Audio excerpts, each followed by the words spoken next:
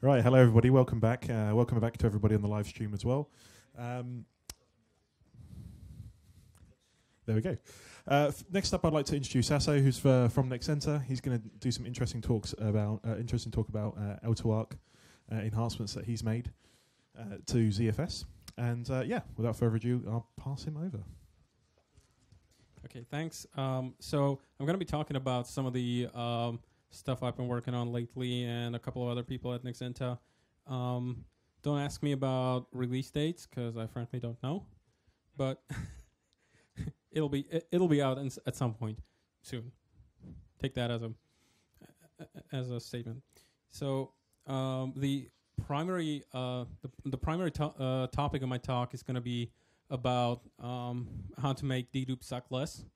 It's been part of an internal set of projects inside of Nexenta to try and address some of the most fundamental problems with dedupe. And as we all, I presume we all know the pain points here about dedupe. Who doesn't know what the problem with dedupe is? Okay, so yeah. Sure, okay, so fundamentally the problem is dedupe is very easy to turn on. So you just set dedupe on, tank, great, right?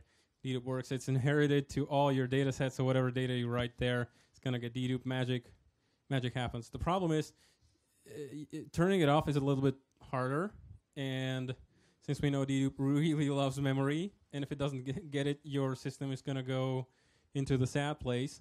Not being able to turn it off and have the system suck is pretty bad. And so since you can essentially set dedupe to off, but it only affects newly written data. And even if you try and destroy the data set, it's kind of you're still going to have to go through all the dedupe tables and incur a huge penalty for even trying to get rid of the data.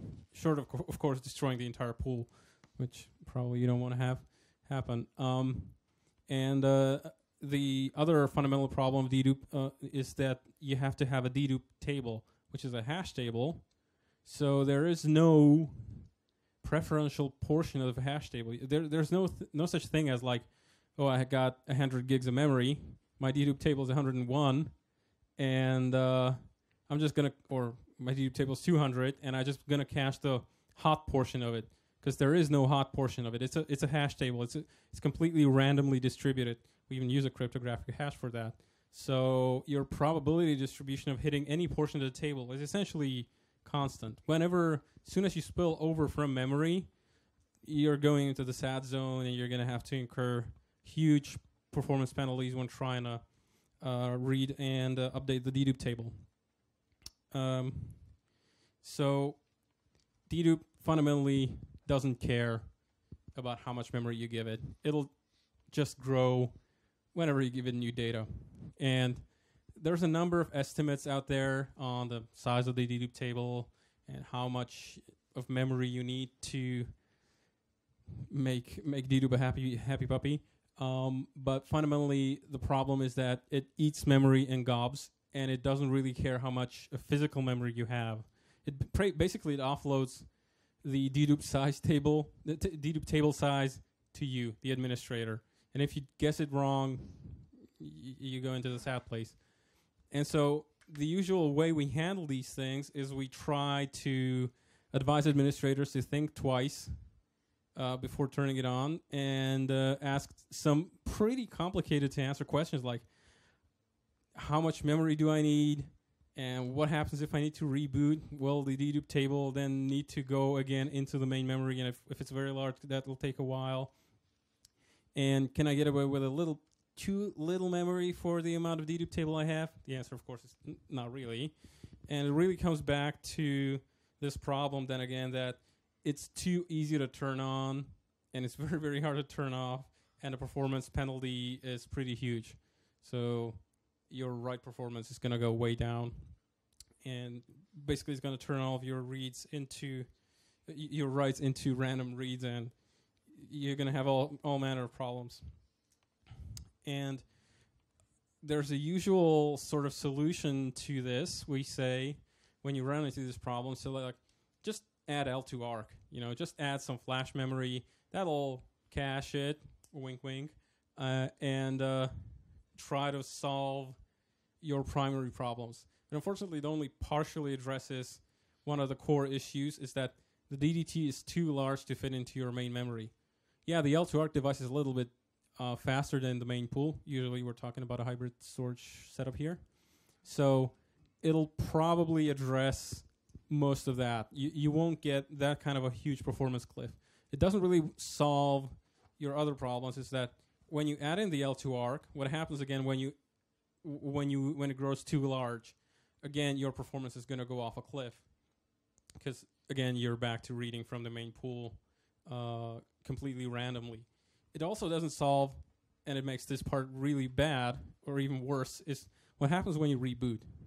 Because you've just added a bunch of a very large cache that takes a while to warm up. And if you reboot, a good-sized L2ARC device can take a good 24 hours or more to warm up. So your maintenance reboot during the night was not quite all that maintenance during the night. It probably is like you're planning either for a weekend or even a week of headaches. And lastly, when we said that you could add L2ARC and have it cache all of your dedupe table, we sort of lied. Not too much, but enough to cause problems.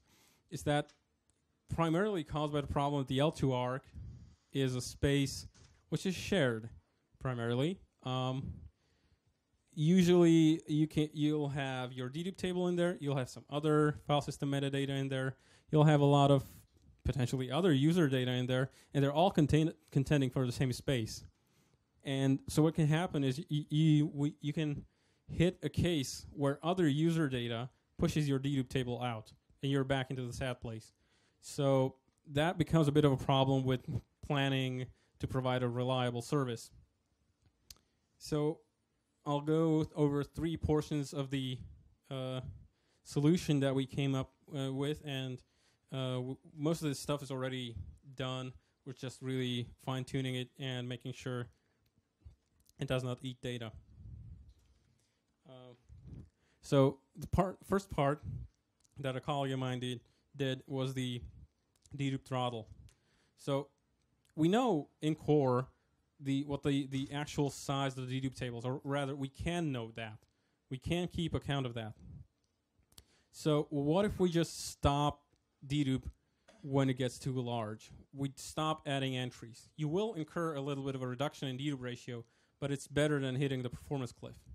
Now, keep in mind all of this is tunable, so you can turn it off if you don't want it. If you want to hit the performance cliff to keep your dedupe ratios up, go for it.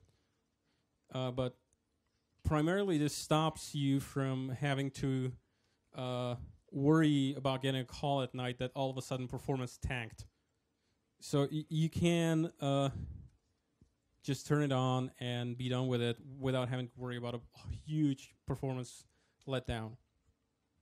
Another thing that we do is we segregate the dedupe table metadata in the ARC in order to gain this sort of fine-grained control.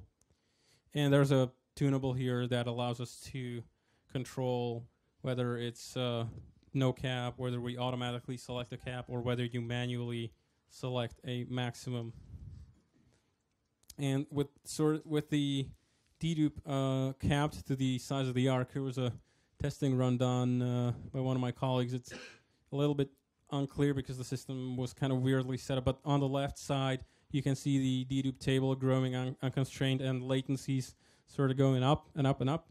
And on the right hand side we have it capped, and we sort of level out at a certain latency, and we don't further increase in that. The second portion of this is, okay, Have you looked at, like, so you're saying once it gets full, then people are screaming. You gotta have me on. Once it gets full, then you just don't add any more entries to the dedupe table. Precisely. Have you looked at, like, being able to evict single reference entries from the table so that you could potentially, like, continue to dedupe things, but evict things that were like, oh, I never happened to find another hit, so let's just get rid of it? I have not done that work, so to be honest, I haven't looked at that. There might be some worth in that, but problem is what if at some later point you expect to hit that Yeah. single entry? I did this for like a hackathon project and addressed some of these problems, but we can talk later. Okay, cool.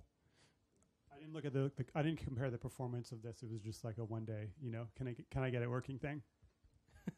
Okay. Sure. Well, as long as we're talking about in-memory stuff, there would be room for improvement in that. So once the stuff's out, feel free to hack away on the thing. Anyway, I generally think it really has value in being able to constrain your dedupe table before it runs away from you. So the second portion is now we got the dedupe table cached either in memory or in some huge ass L2ARC device, and you want to be able to keep it around because even when you have a huge L2ARC device, when you reboot, it's gone and you got to rewarm the cache again. So the L2ARC, the persistent L2ARC, which is the part I worked on, with copious input from Matt and other people over quite a while, it is able to essentially reconstruct itself after a reboot pretty quickly. The general principle is pretty simple. We add a device header which points to some little bits of, we'll call it metadata, but it's not the metadata that gets written to L2ARC. It's sort of L2ARC specific metadata that just helps us find all the buffers that we've cached in the device. And on pool import, we just read through all that metadata and reconstruct the ARC entry, the buffer headers in an L2 evicted state in memory. And it's backwards compatible. There is no problems with migrating the pool between previous releases and the new ones, since it's the easiest solution because we have the previous releases didn't consider the L2ARC to be persistent, so whatever. And it happens, of course, all in background. It doesn't. It is interruptible, which I reluctantly implemented after a few hours of bickering by other people, because they really didn't want me to prevent pool export for even a couple of seconds, because it really messes with their HA scripts. So the general architecture is pretty simple. The L2ARC device is a circular buffer, so sort of it grows always in one direction from lower addresses to higher addresses, and when it hits its own tail, it just starts overwriting the stuff, evicting and overwriting. And so we periodically emit what's called a log block, and that just contains references into what's written in between. This is obviously not to scale. The log blocks are usually somewhere around 1% overhead. So it should be a lot narrower there. And they also contain a reference back a couple blocks back. And this sort of, as you can see, it's a sort of double linked list. Not in the sense that you can go either direction on the list, but it's more like two linked lists that are interleaved. And that's primarily to give us a sort of prefetch capability when trying to reconstruct, because we always learn the address of the next block to read only after we've read it. So in order to keep at least queue depth 1 on the device, which speeds up rebuilding quite a bit, we have two linked lists that are intermixed. And obviously at the beginning we have a device header. It's all built in such a fashion so we don't, as Matt objected, we don't taste data in order to figure out support. We also have an entry in the MOS that tells us on the VDEF configuration that we have persistent L2ARC support.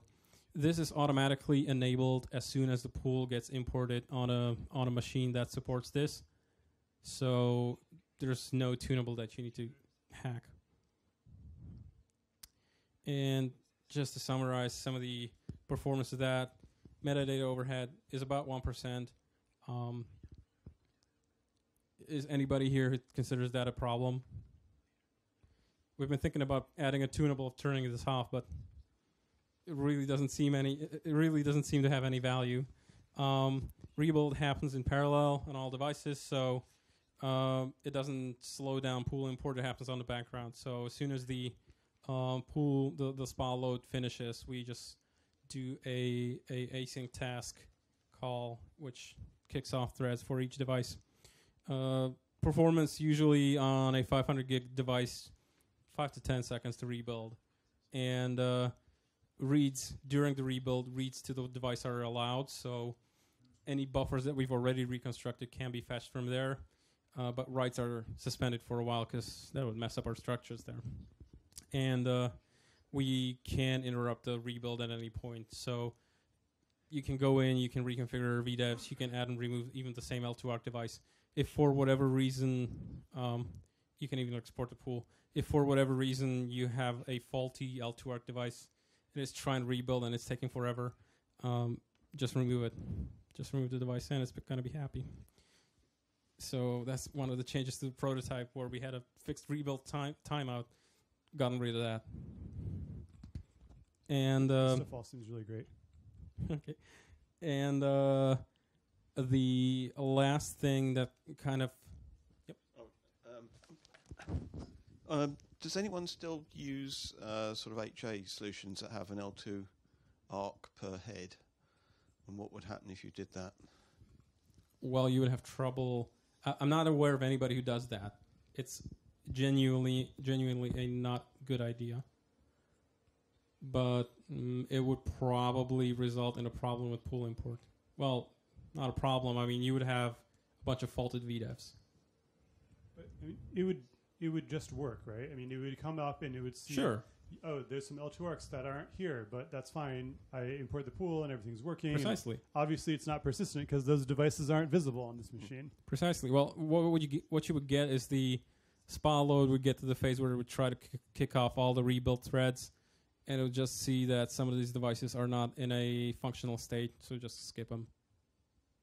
Though I mean, certainly, your work shouldn't make any of this stuff any different than it was. No. So you're just not going to have the benefit of persistent L2ARC. Now the question is, if you fail back to the old pool, it'll try to load it in. Yeah, that's true. But that's fine. You're going to get probably a bunch of outdated data cached, but you're never going to read it. So you just done a little bit of extra unnecessary work. And the last portion for the dedicated for the Dedup performance here is that we are able to control via a mechanism called VDEV properties. We are able to control the assignment of data to a specific L2ARC device. So previously, if you had an L2ARC device, it was pretty much fair game for all data to go in there, and it was a contention. Who's going to get in there? And it is either going to be general pool metadata or DDT or user data, and they all contended for the same space. With this feature, we are able to essentially dedicate an L2ARC device to DDT only.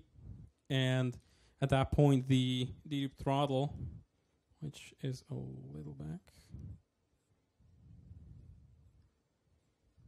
the Dedup throttle will basically almost LibreOffice being very slow today. The Dedup throttle will auto-select the Dedup table size to essentially your L2ARC size if it sees dedicated L2ARC devices. So that'll basically solve your need to manually tune the size. And you can also add in new extra L2ARC devices if you feel your Dedup table has grown to the maximum capacity. You can just add in another L2ARC device dedicated and it'll just get added to the pool and start being used as cache, and your Dedup table will again be allowed to grow. Okay. Yeah, pretty much what I said. So that's about all I've got. Any questions, further comments? I have a question. I know you guys have also done some work of like being able to direct certain data to be stored on certain VDEVs. Is that not a real thing? Or if it was, then I would think that rather than using a dedicated L2ARC for DDT, you would just like have a dedicated device and say, put all my dedupe data on that fast device, and then you wouldn't have to worry about like loading it or caching it, and you just store it once. You're not wrong in that it was a thing, but it's not ready for release yet, which is why we're doing this sort of as a sort of stopgap solution. The thing that you're talking about is where we have VDEVs, like regular, true, honest-to-God VDEVs that are data-specific, is part of a larger project that needs a little bit more polishing before it's release ready. So this stuff is done, and you're going to upstream it soon, or what? Yeah, soon. I mean, we want to release it first in a functional product and make sure it's polished before we upstream the stuff. But obviously, we don't want to sit on changes because Hans is going to kill me with weekly merge hell. If you have like the dedicated DDT L2ARC,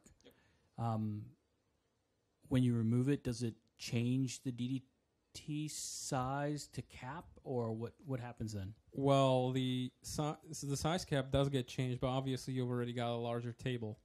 So yeah, at that point you have the possibility of being inert. So you don't want to do that, obviously.